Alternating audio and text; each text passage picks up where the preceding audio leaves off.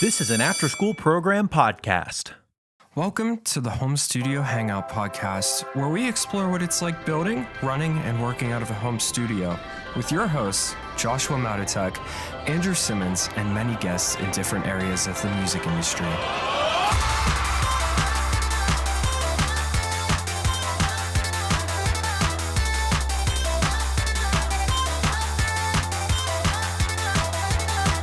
Hi, welcome back to the podcast. It's me, your boy, Josh, and I'm here with my friend. Oh, I didn't know you wanted me to talk. Yeah, that's the part whenever you say your name. Yeah. We practiced this like 10 times before we hit record, and we haven't been doing this for 23 episodes or anything. Whatever. Yeah, no, it's cool. So today, we are going to be speaking about recording DI guitars and bass and reamping using plugins and all that good stuff to kind of follow up with our episode on MIDI. Yep, which we got some good feedback on from a lot of people via our Instagram DMs. So I got to talk to some people about, strategies and like why printing is important and all of that. So if you missed that episode and you're listening to this episode after this one, go back and listen to that one because it was super informative and a lot of people took a lot from it. But today, like Josh said, we are talking about guitars. So this is like the other side of kind of what you would be doing as like a home self-producing engineer kind of situation. Which especially more so in as we see a resurgence in having real guitar in pop music, which Josh has been a student of for sure. I will say he's kind of turned me on to a lot of like the guy that produces with Post. I can't remember his name because What? the guy that produces with Post Malone. What? Or are you talking about Lewis? Lewis? Yeah. Yeah. Lewis. Yeah, and I guess Watt. But like a lot of these guys are coming in being guitar players that grew up shredding and are writing good pop songs now. Number ones, in fact. Yeah, so I think probably the most popular guy right now is Omer, and all of his work that he's done with Trevor Daniel, the Kid Leroy. He worked with See, now I'm blanking. He's worked with like everybody. Ian Dior, 24. Pretty much. Yeah, I was gonna say pretty much anybody from that like TikTok fame, like hip hop area, the kind of like your all of your younger pop / rap artists. Yeah, all the melodic hip hop stuff is Omer's territory. Mm-hmm. He's really dope though. He grew up playing guitar and he got really into I can't remember if he is a first generation immigrant or not, but I know that he's like so his parents moved here whenever he was really young, and so he got into like American rock music, and he was like, this is the coolest thing ever. So like one of his favorite bands is the Red Hot Chili Peppers, which really kind of goes to show, and the different kinds of chord voicings he uses and stuff like that. And he uses a lot of really high like mid neck. He uses a lot of very mid neck chord voicings, I've noticed. Yeah. And yeah. I think that's really cool. That's a good point to point on, is like, the resurgence of pop guitar and pop music and in general, and kind of like rock music shift into being like a weird hybrid of he worked music. on all the Machine Gun Kelly stuff that came out. Yeah, see that's huge. Yeah, and that's I think the he's biggest getting crossover on more and more stuff that Travis Barker's producing, so you're gonna see. He did some Nothing Nowhere stuff, didn't he? Didn't he do some Nothing Nowhere stuff? Probably. Because Travis Barker produced one of his EPs. Yeah, because I remember I was on New Year's Eve. I remember watching MGK perform, and I was like, "Who's that guy with red hair?" And I didn't realize that. Yeah, it's Omer had long hair now. Yeah. So, I guess firstly, for those who don't know what we're talking about, when we say DIs or like tracking DIs versus real amps, let's kind of like, I guess let's kind of break down, like, I mean, it's pretty simple, but let's break down like the basis of that. So you're taking a guitar or a bass,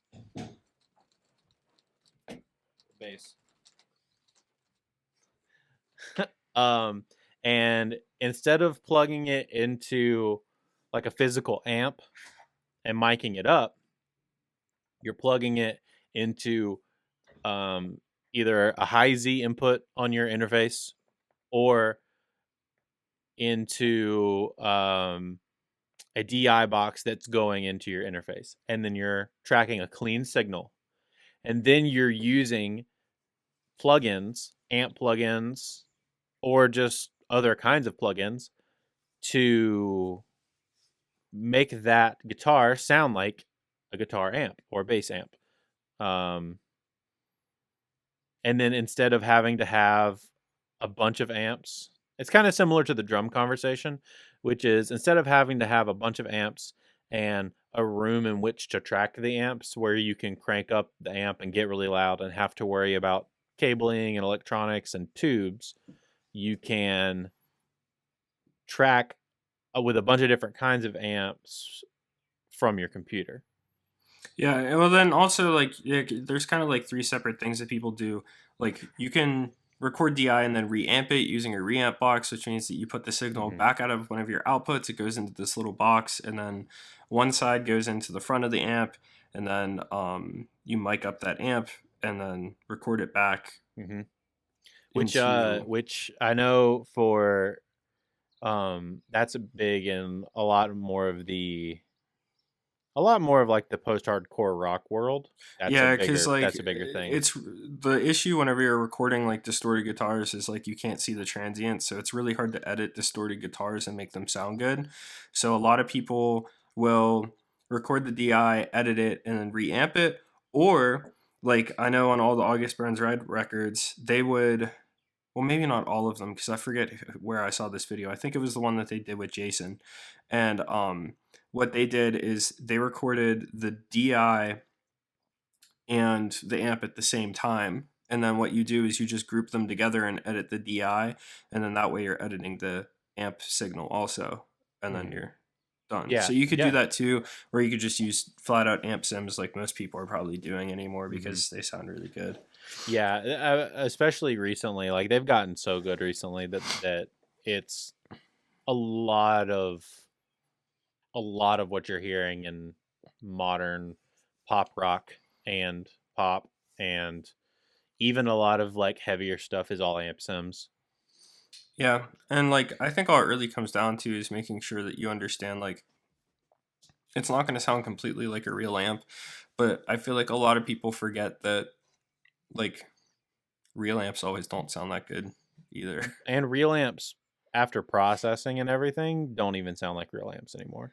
No, they don't. And like a lot of people will, well, not a lot of people, a lot of guitarists get really weird about that. Sort of like how drummers get weird about samples. And, you know, I mean, there's been times whenever people haven't been able to tell that I programmed their guitar part. Yeah. It's, yeah, that's wild. So yeah, let's talk about like specifically what we need for tracking DI. A Focusrite Scarlett interface, because for some reason the DI input on those sounds so much better than my Apollo. I use so I just use a radial DI box instead of the high Z instead of the guitar input on my UAD interfaces. Yeah. And I found that it's cleaner. You want to know an interesting fact, and this is like why I kind of like using a DI more than I like using a high Z input. So this is gonna get really nerdy. So the way DI boxes work, you have a signal, right? You have your waveform going up and down, and in a DI box, because of an XLR signal, I think we've talked about this before, but because a DI box uses an XLR signal to go into the interface, you get the negative side of the XLR signal, which uses a negative polarity. So it's doing the same signal, the whole of whatever you're playing, but inverse, right? And then in an XLR, at the end, whenever it transforms back into like going into the interface, there's a piece of it that flips the polarity so that it goes back into phase. And what that does is it will negate the buzz. Because you have a positive and a negative counterbalancing each other. But if there's a buzz, like a signal buzz or something, the signal buzz will be the same in both the positive and the negative. So when you flip the negative to be the positive, it will negate the buzz. Oh, that makes so much sense. Yeah. Just get thicker cables, bro. Yeah, but like, that's why you use I'm TRS. just kidding. No, that's that's why you actually use really sick. TR. I didn't know that. Yeah. And like another thing, if anybody tells you that you need like an expensive DI, like the Neve DI that's like $500, or the Countryman that's like $300 or $400, Countryman's okay. You don't need an expensive DI. There is literally nothing to DIs. I know plenty of studios who build their own DIs. Yeah. There's nothing to them. So like, don't spend a ton of money on one. Just get a radial. They're great. And I've never had anybody be like, this radial sucks or it broke. Like, it's going to be fine. Or just get a Focusrite pre. I have mine sitting around somewhere. Yeah. I use every once in a while I'll like plug in the guitar just to hear it. Those interfaces are so bad that they sound good for certain things, you know. So what's really funny is some of the and this was by Chris said this to me. I believe he was like, one of the best guitar tones he ever heard DI was, I believe it was from the Currents guitarist, and their early stuff was tracking a DI that ended up getting reamped for their record. And all he uses is like a Focusrite Solo or something like that. It's crazy. So I've actually thought about recording this new mic through that, because I'm learning this microphone. I'm doing my best to like learn it inside and out. This has a huge high-end boost on it. So like, you're getting all the way up to 20K on me right now, and 20K is pretty present. Like, if you drag a low pass down, you hear it like as soon as you engage it. And so I'm thinking about running it through the Scarlett just to hear how the high end rolls off, because like the mic might actually sound pretty good. Yeah, it could. I think there's some other like really expensive options, like you said, like the Countryman. You can always get like more expensive radials, but I would rather get a good preamp with a high Z on it. Yeah, or like I'd rather get like a BAE 1073 or like an LA Solo by Universal Audio. Like, I mean, the LAs are 2 preamps too, which sound incredible for bass. Like I would just get something simple. Actually, so funny thing, in the Matt Rad Discord, they were talking about how he had done this one Keith Urban record. And so somebody asked him, and they were like, hey, like, how did you get that bass sound? And he's like, I didn't do that. My friend did. Let me message him. So he messaged his friend, and he was like, hey, what'd you use on that Keith Urban record? Because, like, that bass sounded incredible. And he goes, oh, yeah, it's just my bass into my Apollo. And then he runs it through the LA2A. Like, not like a real one, but like the Universal Audio one on the way in. And then he just printed it like that, and he sent it. And I guess like whenever he got it, he was like, okay, well, it doesn't need anything else. And it was just a DI, like no amp involved. Yeah. So, and we'll get to this kind of in a second, but I think, you don't necessarily have to have the plug-in side of it, right? Depending on what you're doing. But that is another part in the chain, right? So we go guitar, cable into interface, or DI box into interface, however you want to get your guitar signal in. And then that goes into your DAW. And then from there, I always run a tuner plugin because I like to tune inside the DAW so it's consistent, and I can use the same tuner on all the channels because they're pretty low CPU, especially the Ableton one. Is the But I Ableton do. one good? Yeah, I like it. The Cubase one sucks, and so I use the STL Will Putney plugin. It has A such a lot of good your, tuner on I was it. gonna say a lot of your amp plugins will have tuners built into them nowadays, but I don't like opening up. The Ableton one just sits in the face. You don't have In to the open it. rack, yeah. Yeah, it's just always on.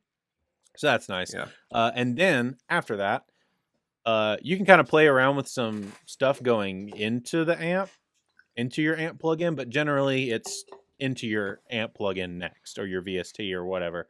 I know Josh, like he said, STL Tones, Will Putney, he digs that one. I like I'll Tone be Hub. honest, I just use it for the tuner and Yeah. the bass amp sometimes. The bass amp's really good too. Bass amp's really good. I don't like any of the heavy amps. I was gonna say the STL Tone Hub stuff is really good, depending on the pack that you get. But I like a lot of their stuff. Neural is just on a different world. The Neural DSP stuff, that was gonna be my next one. It's crazy, especially like the Corey Wong and all the bass Neural, stuff. like across the board, it's very hi-fi. Mm-hmm. You have to Like, do more work to it. I've noticed that. So And it's kind of that thing where, like, if you need a big guitar sound, that's where you go to. But like, if you don't need a big guitar sound, then like, what's the point? You're gonna EQ half of it away anyway. Yeah. The I've noticed with Neural stuff, I have to do like just a little bit more work, but I will get a better sound in the end, if that makes sense. You want to know what I use? I use the Friedman Sims from Plugin Alliance, and I also use the Bass Dude Sim from Plugin Alliance. And then the Bass Dude Sim is sick because it's not like the cool Bassman. Mm-hmm. It's the I think it's the Silver Face, Mm-hmm. where it didn't have, like, they don't let you bridge the inputs, and so you literally just take the treble knob and turn it all the way up, then you take the bass knob and you turn it all the way up, and then it sounds great. Yeah. That's awesome. It's a lovely plugin. And then lately what I've been doing with that one is I'll actually run it through just like whatever Marshall plugin that you get on UA, so I can monitor in real time. Yeah, run dude, the those whole actually amp through another amp. Those actually sound pretty dang good too. Those Marshall plugins from UA. Yeah, well, I think I'm gonna make the jump, and I'm just gonna buy all of them.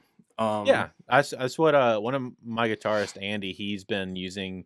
I think he got their 800 because he uses an actual 800 when we play live.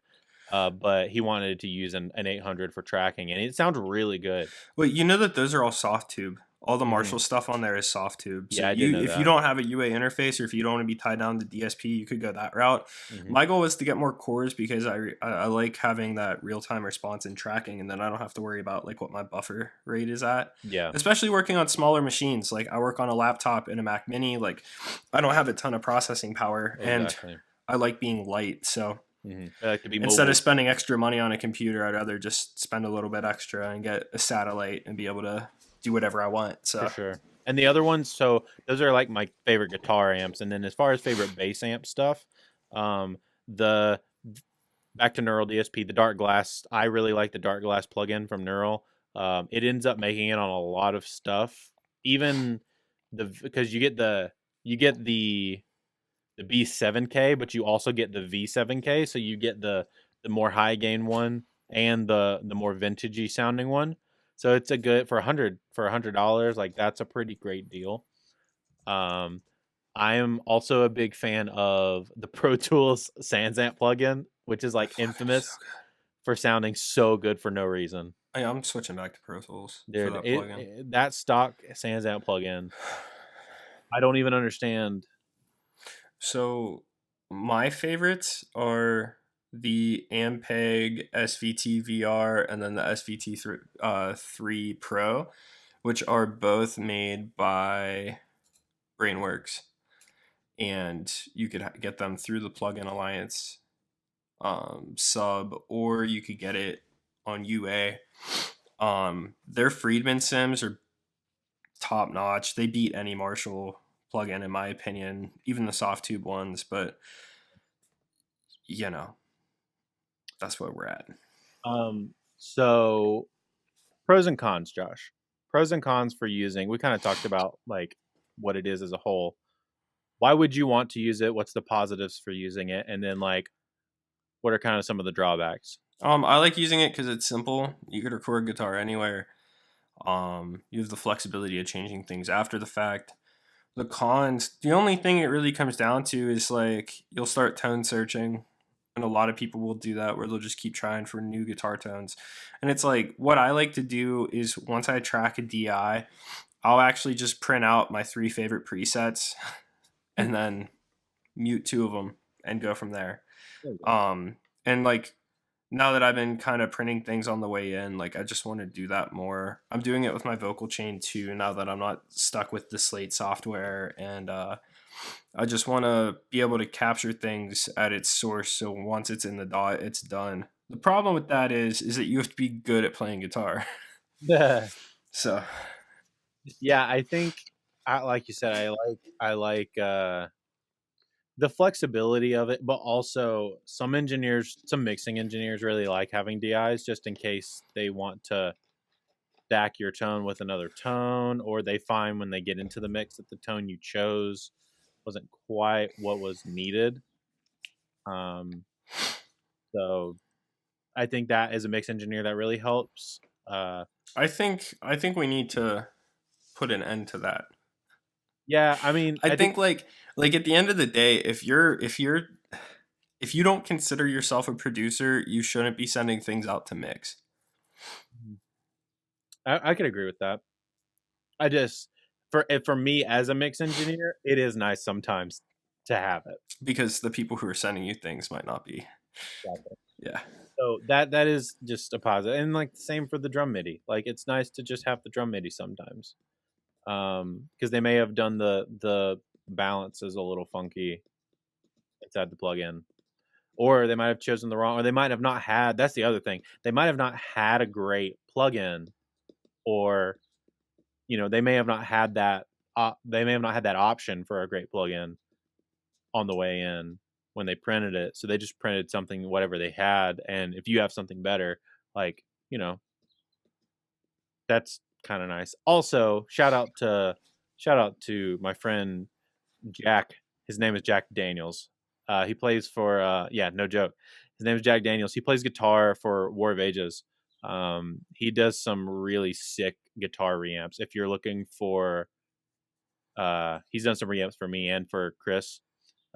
He did, I think he did the first Heirloom single reamps. Those guitars sound tight, and he did some other stuff for me and Chris, but he's just got a plethora of amps, and he's a guitar guy. You know what I mean? He's like specializes in that kind of thing.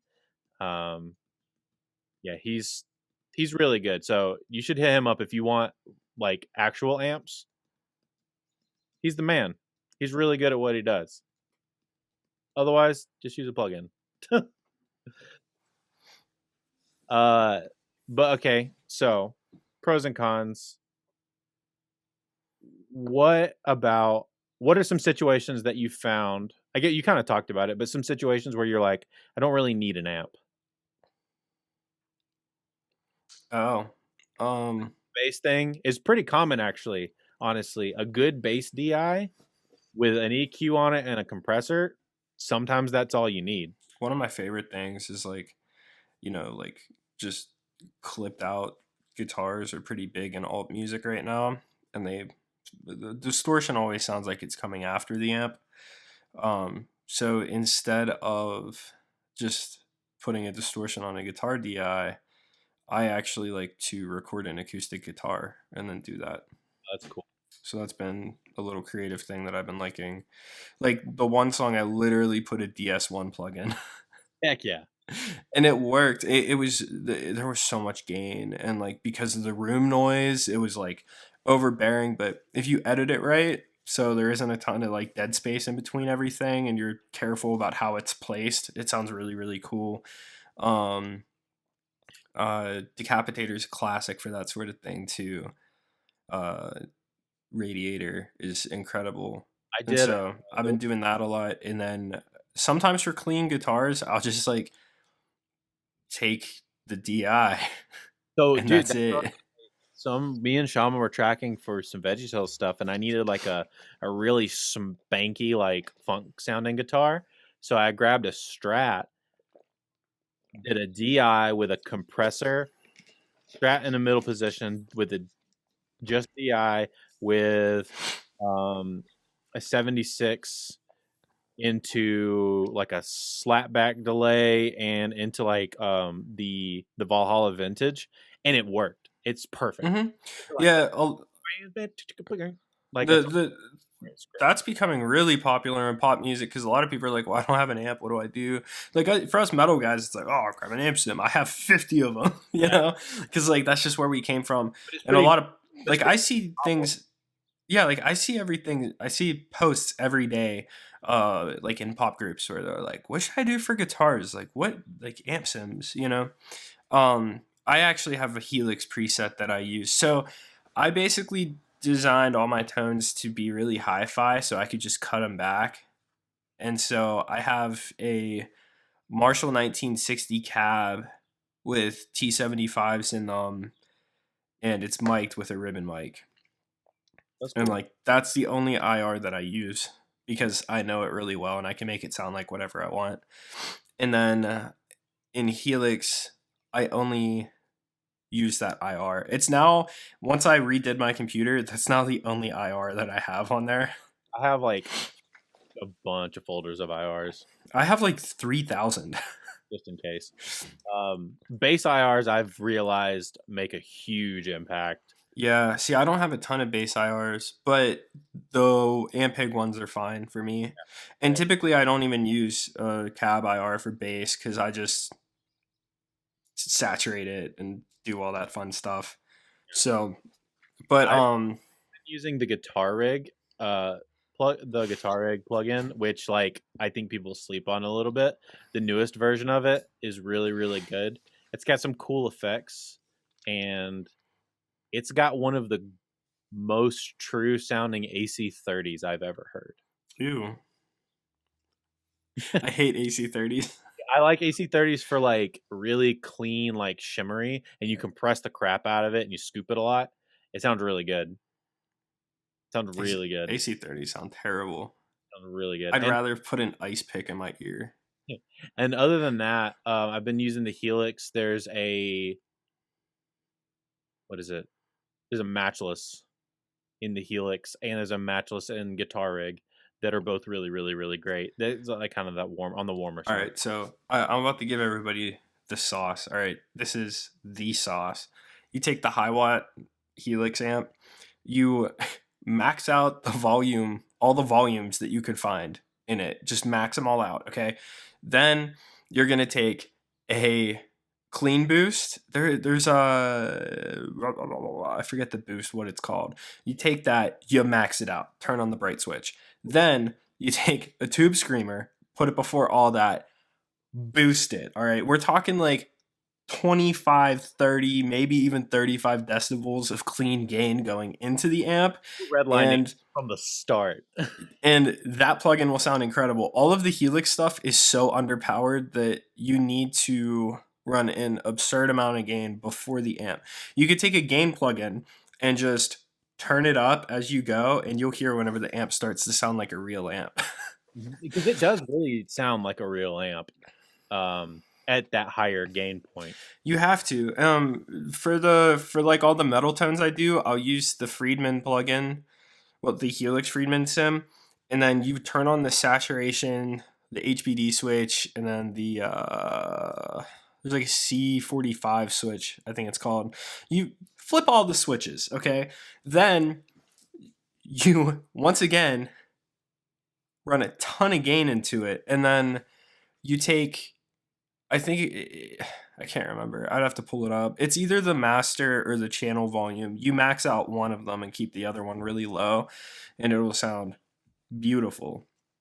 Because once again, like Helix focused a lot on their power amp saturation, and they overdid it. So you have to keep I think it's the master volume that you have to keep really, really low, and then you clip the input and keep the gain switch low. I could see that. Yeah, that makes sense. I need to try that out on some stuff. It's awesome. The only thing I don't do it to is the JC120. But even then, I don't really use the JC120 that much anymore because it almost sounds like a DI. And then I like the bass dude plugin. I was gonna say at that point you might as well just like go straight DI, EQ it really cool, and compress it really cool. The Plugin Alliance Blue chorus is like one of the best software choruses. The ADA flanger is the Tau unreal. chorus. The Tau chorus has been my. It's the Juno chorus. Yeah. And it's got the 2 options on it, and for guitar it sounds really cool. And that's one thing that you can kind of do. I guess this is another pro that you can do with this is you can do some really funky stuff with automation and also with plugins that you would never be able to do going into amps. That like doing that in with a real amp is outside of reamping. Like you're not gonna have all of these plugins in pedal form, you know. So it just gives you some cooler like sauce options to try.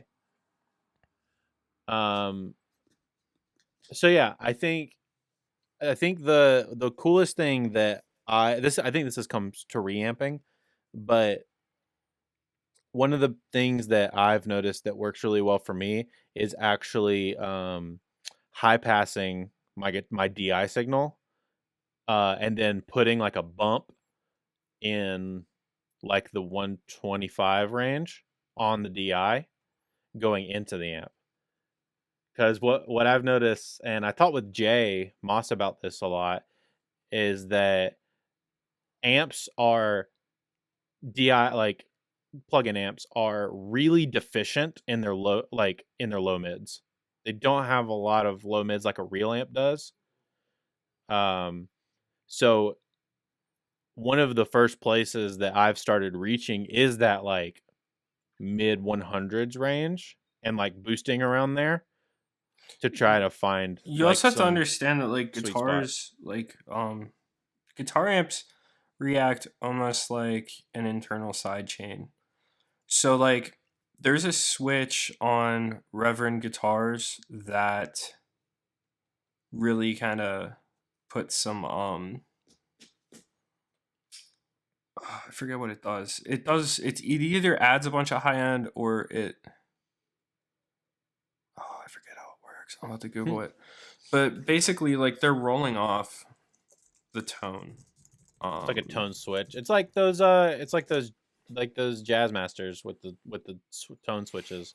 Like yeah, so it's called bass contour. And so basically what it does is it gets this really beefy sound, but what they're actually doing is I forget exactly what it does. Dude, I was gonna drop some killer knowledge and then I forgot how the whole thing worked. I'm currently on TDPRI for you guitar nerds.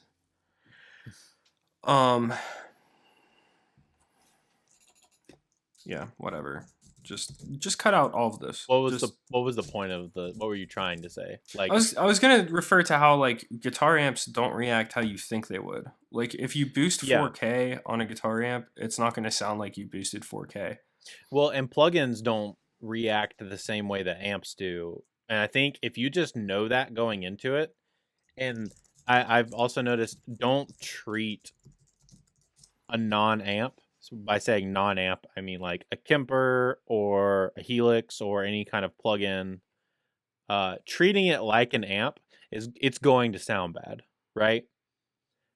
You have to kind of learn. It's like a process of learning how those things work in itself, removed from a real amp. Yeah. Like you're gonna do some weird boosts in the bass and maybe in the mids or in the highs, or in like in the preamps or in the post, like you're probably won't ever do on a real amp. But if you wanted to get it to sound good, you kind of have to do those weird things. Yeah, like with the I just looked up what it does. So the bass contour, it basically acts as a high pass filter. And so instead of like thinning out the guitar tone, it actually starts to sound more focused. Okay, that's Because cool. if you think about it, the amp is still going to add a bunch of low end to it. So it's kind of like what like people do with tube screamers, where they push the tone to try to get that That more almost metallic sound. mid-rangey push. Yeah, so it's called a bass contour, and it rolls off low end. But essentially, what it is it's a high boost. Huh. Because anytime you take away energy, you're adding the rest of it whenever you're going into an amp. If that makes sense. No, that does make sense. That's just really cool. I never Yeah, even so thought about like it like that. like low passing guitar DIs is a great way to focus where your amp distorts.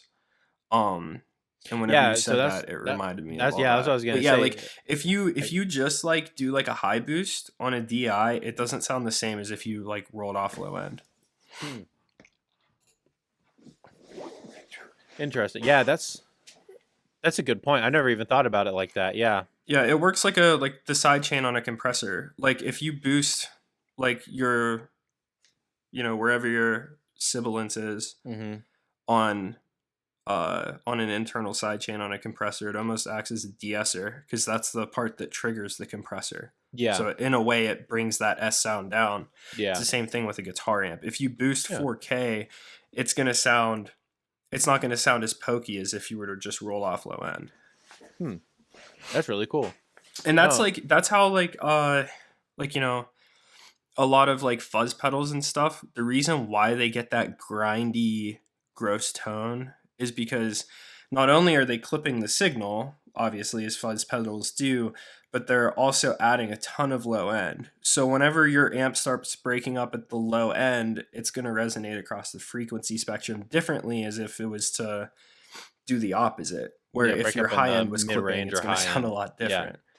So like that's why like fuzz pedals get that super cool sound, is because they're clipping the low end and pushing that out. And then it resonates up the frequency spectrum. Yeah.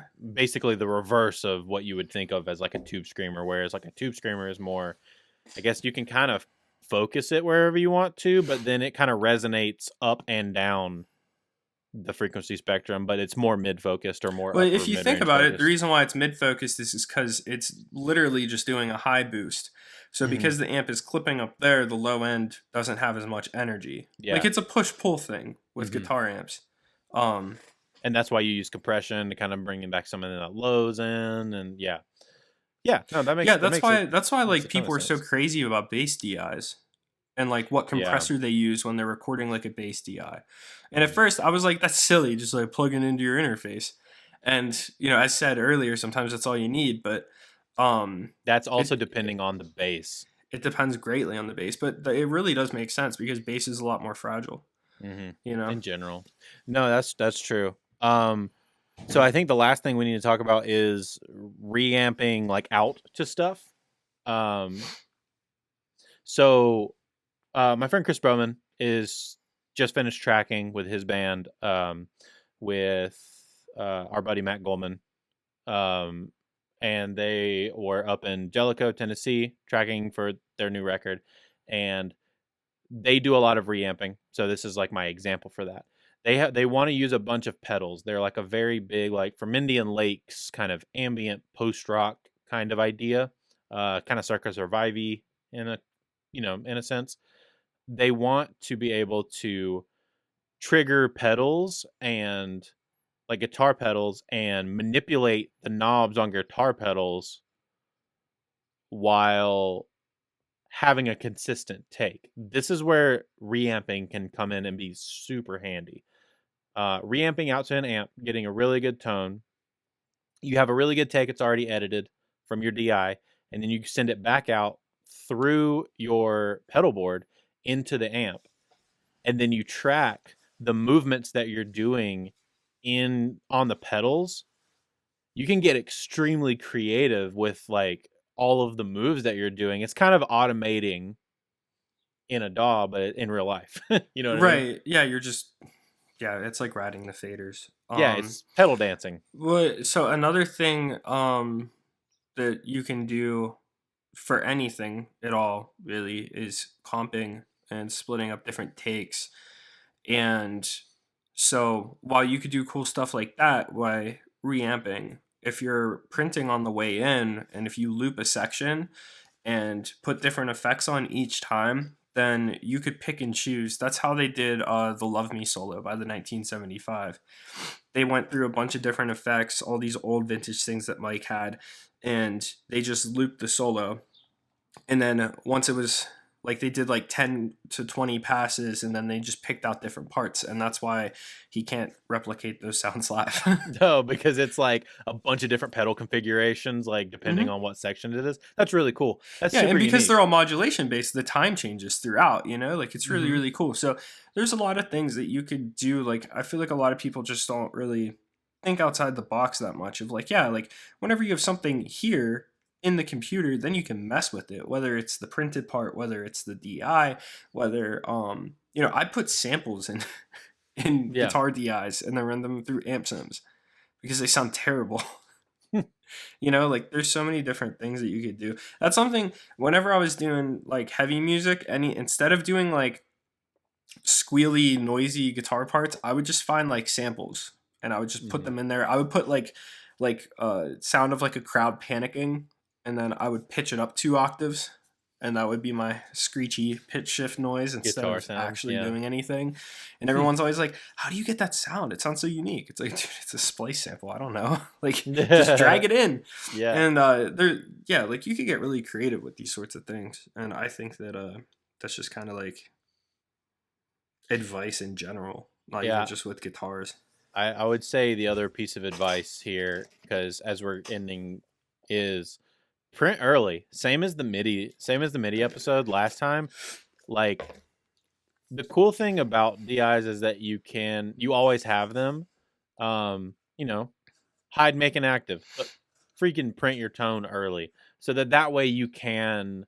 Once again, it's the same as the MIDI stuff. Your plugins, like your compressors and your EQs, are going to react differently once that tone has been printed to audio.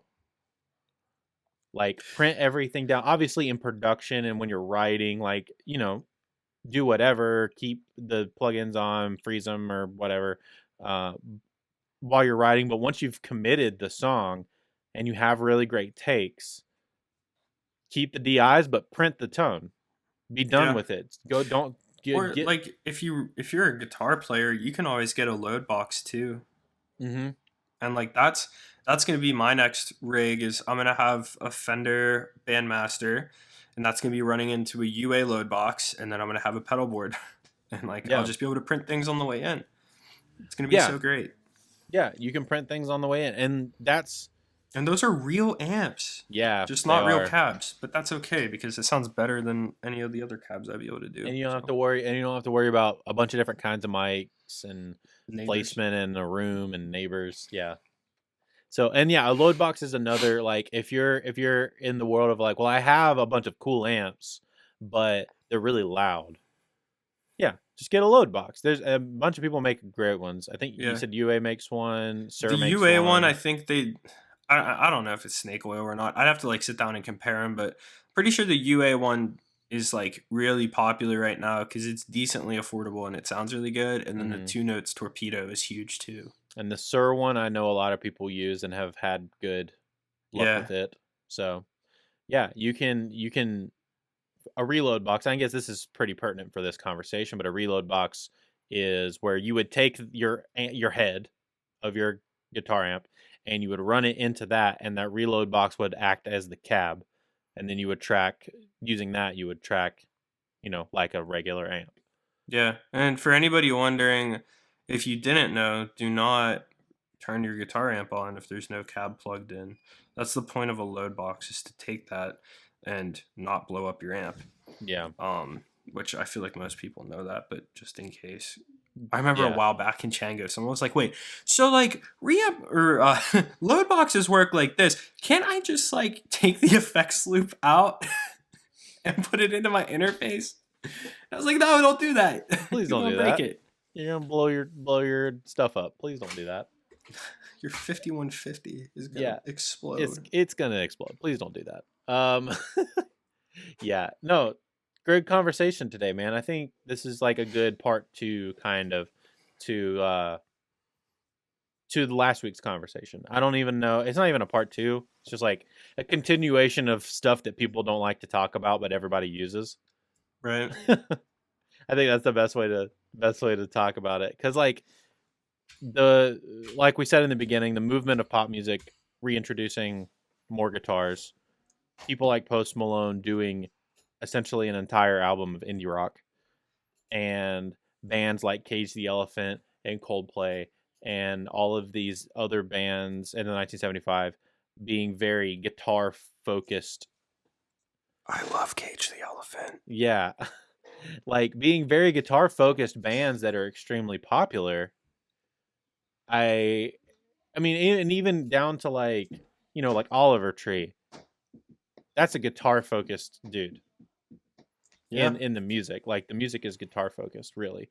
Even though it's pop music, it's alt pop. And then a lot of hyper pop and that kind of stuff is very weird sounds, but a lot of them are derived from guitars. Yeah.